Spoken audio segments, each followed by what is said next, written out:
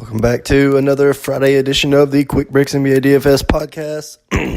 As I mentioned, it is Friday. It is November 10th. I hope you guys are enjoying your Friday, morning, afternoon, whichever time it may be. Got 7 games tonight to choose from here in the association. It's kind of some sketchy games, so there's just really a few that I think I really just want to get into and target. So with further ado, let's just go ahead and jump right in. We'll start with Washington at Orlando. Washington comes in here as a road favorite of 2.5, 217 on the total. I really kind of like Aaron Gordon quite a bit in this game tonight. His price did go up a little bit, about $500 on DK, but he's only 7.5K.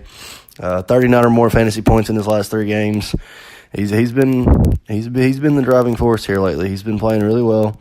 I think he's probably in line to hopefully have another decent game. Other than him, I think you can look at Fournier at 6.4. He's at over 31 fantasy points in his last 4 games.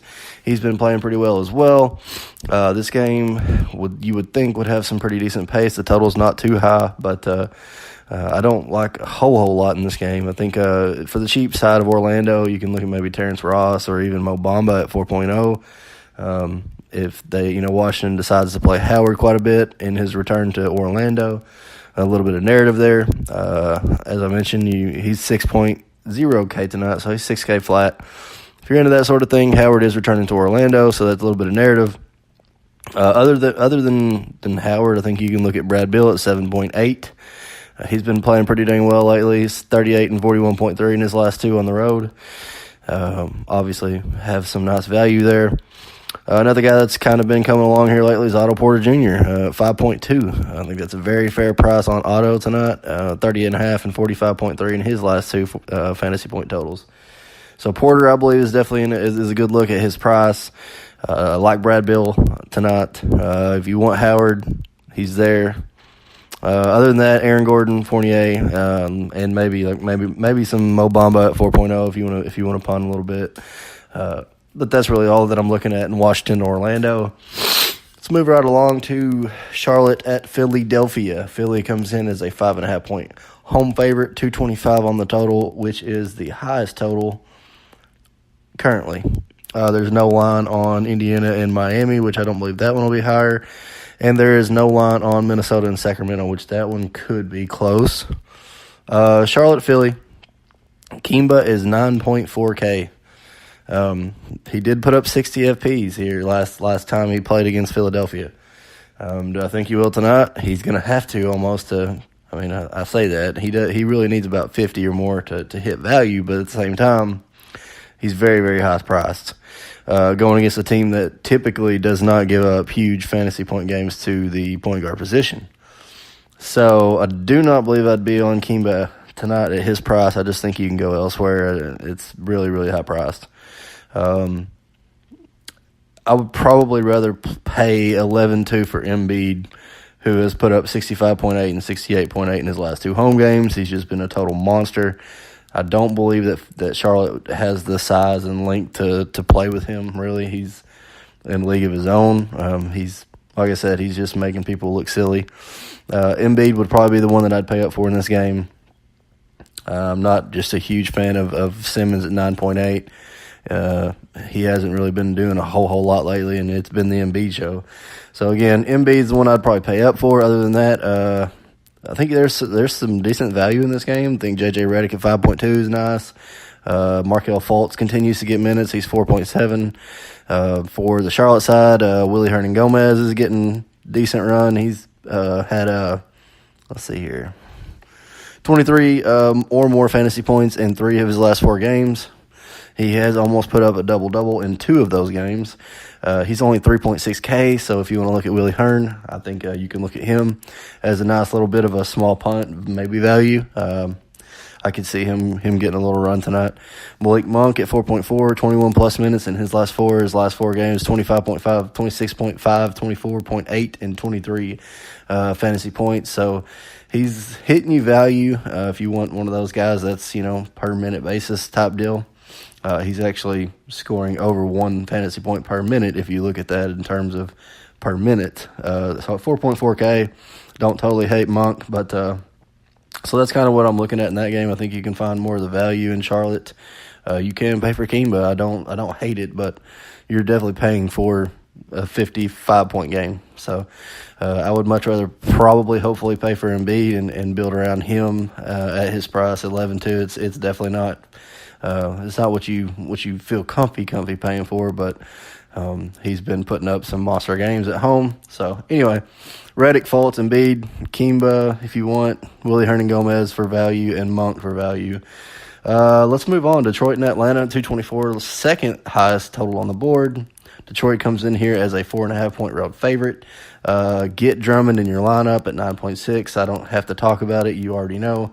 Atlanta not that great against, down low, so I will be probably playing some Drummond at 9.6. I think you can also look at Reggie Jackson at 5.8. I think he's usually one of those guys that's typically overlooked, and probably for good reason. He hasn't been the fantasy guy that he has been in years prior. But I still think that he does have decent upside. I would like to probably have his price more like 5.2, but for a guy that's starting, getting 28, 30 minutes a game, 5.8 is not terrible.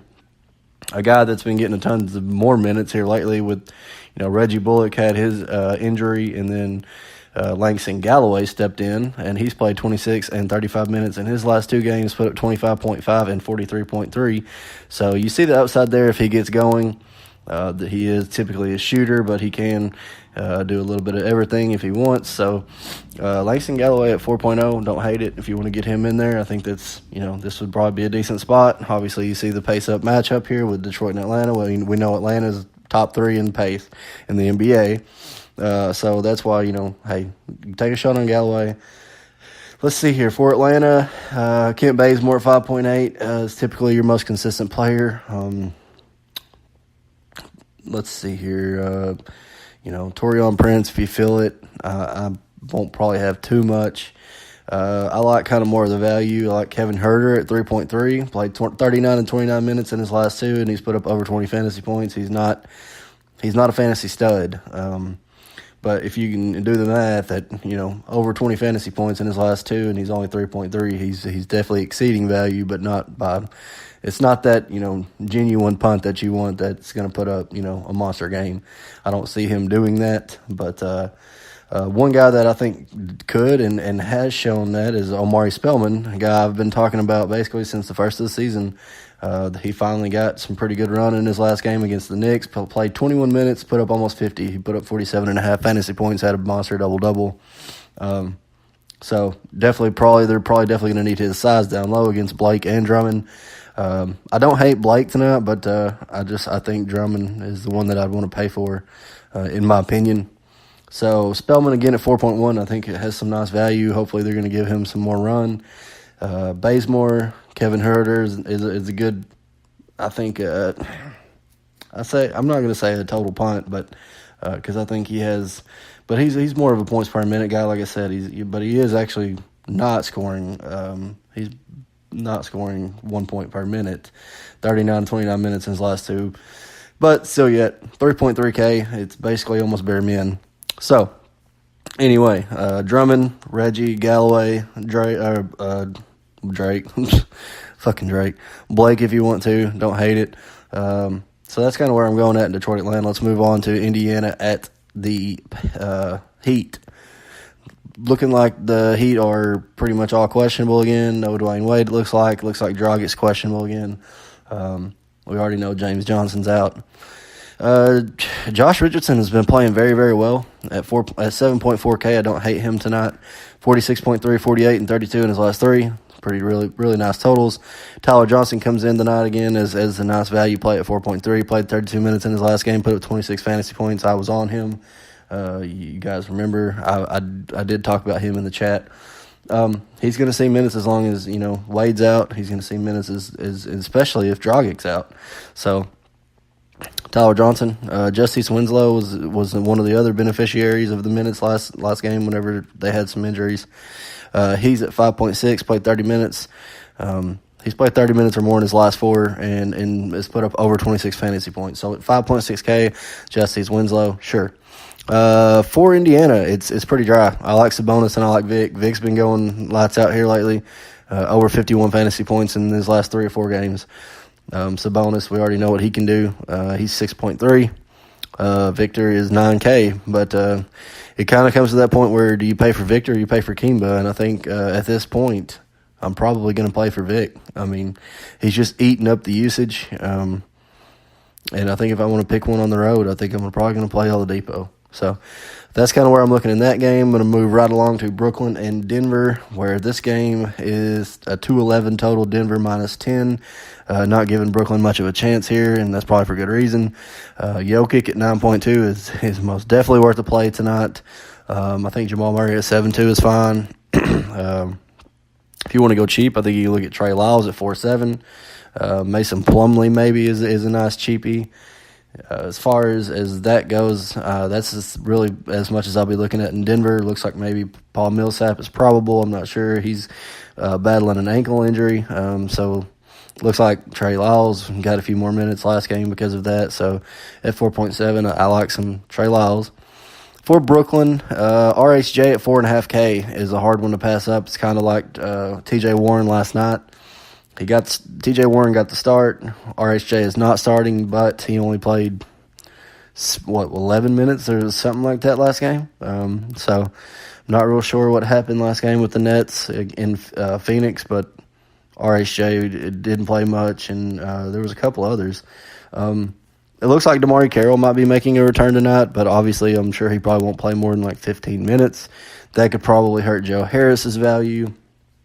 Maybe even a little bit of Alan Crabb's of value. But I really think RHJ is fine. I think he should get back to his usual 28, 27 minutes. He should see plenty of court time. At 4.5K, I'll probably be playing some RHJ. Dinwiddie at 4.6. He's played 25, 29, and 30 minutes in his last 3 road games. At 4.6, you can't hate that at all. So Dinwiddie, I think, is typically fine. They will need Ed Davis tonight at 3.8, and he just got 24 minutes in his last game in that one against Phoenix. RHJ did not play as much. It looked like Ed Davis took about 5 or 6 of his minutes, or maybe more. So Ed Davis at 3.8. If you feel like getting there, he's the most. I guess he's the most efficient fantasy point per minute player, pretty close to, other than probably like Sabonis, and there's a couple others. But Ed Davis is usually good for at least 1 point per minute, because that's about all he plays is about 20 minutes. So with that said, that's really all that I care for in Brooklyn and Denver. Boston and Utah minus 5.5 for Utah, 209 on the total. Gordon Hayward, if you're into the narrative, he's returning to Utah at 5K. I don't hate it. You should see a nice little uptick from him tonight. I think at 5K is fine. Marcus Morris at 5.9, I like that. Kyrie has been going out of his mind lately. Over 51 fantasy points in 3 of his last 4, and his price is only 7.6. I get that he's priced down for the matchup, but if you don't play Kyrie tonight, then you probably suck at DFS. I'm just sorry, but you got to play him. At 7.6, you just got to play. You got to play Kyrie. He's too cheap. For Utah, I like Gobert at 7.7. He's been a monster. Donovan Mitchell has come back and been a monster. I don't hate him at 7.1. Derek Favors at 4.6, 23 and 25 minutes last 2, put up 30.5 and 36 fantasy points. So Derek Favors could definitely be in line for another good game. So that's kind of where I'm going in Boston. Utah, I don't like a whole bunch, but I do like a few. Like I said, I like Marcus Morris. I like Gordon Hayward. I like Kyrie. For Utah, I like Rudy. I like Donovan Mitchell, and I like Derek Favors.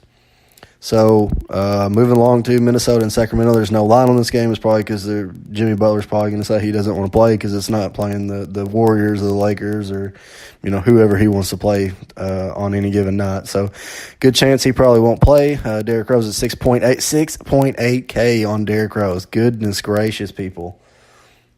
I mean, he's been playing lights out. You can't really say much about it, but good Lord, man. I never thought I would see Derrick Rose get to 7K again. That's just, I don't know. It's kind of mind-boggling. Taj Gibson's been playing well at 4.9. He's put up 33.8 and 43.3 in his last two. Like I said, we don't know if Butler's playing. If Butler doesn't play, Wiggins will probably be a decent look. If Butler does play, obviously you want to look at Butler. I'm not going to say don't play Butler. I would play Butler. But for Sacramento, I think you can look at Buddy Hield at 6.7, Willie Cauley-Stein at 6.6. Bjelica hasn't been really getting the minutes, it looks like. We got Bogdanovic coming back. He played 18 minutes in his last game. They're trying to work him back in slowly. So that's definitely not good for Bjelica or Marvin Bagley. But Marvin Bagley plays more the 4 or the 5. Bjelica, that does hurt his value, obviously. Justin Jackson hurts his value as well. They've kind of got a trio there that kind of plays a small forward spot. So I don't know. I'd probably look more at Buddy, Willie Cauley-Stein, maybe some Frank Mason at 3.6. It seems like every time he has a small minute game, the next game he gets a pretty decent 20, 22-minute run. So I would look at Frank Mason at 3.6 as a decent punt. But, yeah, that's really about all I'm going about in Minnesota and Sacramento. So that's going to wrap it up for this Friday edition of the Quick Breaks NBA DFS pod. Hope you guys enjoy your Friday.